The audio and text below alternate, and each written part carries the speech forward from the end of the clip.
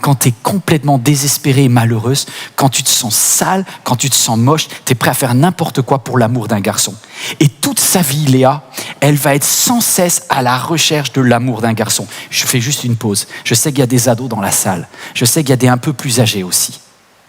On ne va pas faire semblant, on ne va pas faire les hypocrites. Vous avez beau être une chrétienne, vous pouvez avoir un énorme besoin d'amour et de plaire. Et pour cela, je sais que certaines d'entre vous, et là je m'adresse aux femmes, vous êtes prêts des fois à tout et à n'importe quoi pour essayer d'attirer et de garder un homme.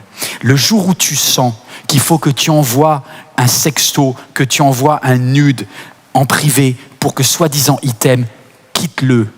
C'est que c'est pas le bon. Est-ce qu'il y a un papa ou une maman qui est en train de dire « Yes, yes ». Tu sais pas quoi ? Ne te dévalue pas. Tu es une fille du roi des rois.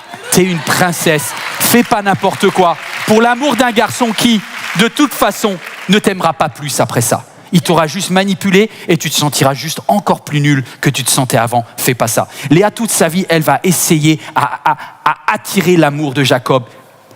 C'est foutu. Vous savez comment elle fait pour gérer ça ? Elle envoie son fils aîné, tellement elle s'en sent mal. Elle n'arrive pas à vivre sa vie, alors elle envoie son fils aîné chercher des mandragores. Parce qu'elle se prend un shoot de morphine le soir. Elle supporte tellement plus sa solitude. Elle supporte tellement plus sa vie qu'elle préfère utiliser un des seuls moyens de cette époque-là, c'est-à-dire une plante qui permet d'avoir suffisamment d'hallucination pour supporter ta vie. Je sais que je parle à quelqu'un maintenant, c'est un sujet difficile. Rachel, même état. Vous allez dire, mais non, elle est aimée. Non, elle a le même problème. Léa, son manque, elle est en manque d'un homme qui lui dise « je t'aime ». Mais Rachel, elle, sa sœur, qui a un homme qui l'aime. Parce qu'en fait, Jacob, il aime Rachel. Sa jeune sœur, elle est en manque d'un bébé. Parce que tous les ans, elle voit sa sœur aînée qui a des bébés et qui porte la vie. Elle dit, moi je porte pas la vie.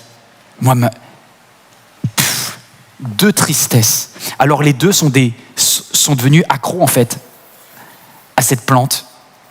Et c'est pour ça qu'elles sont en train de se les échanger le soir.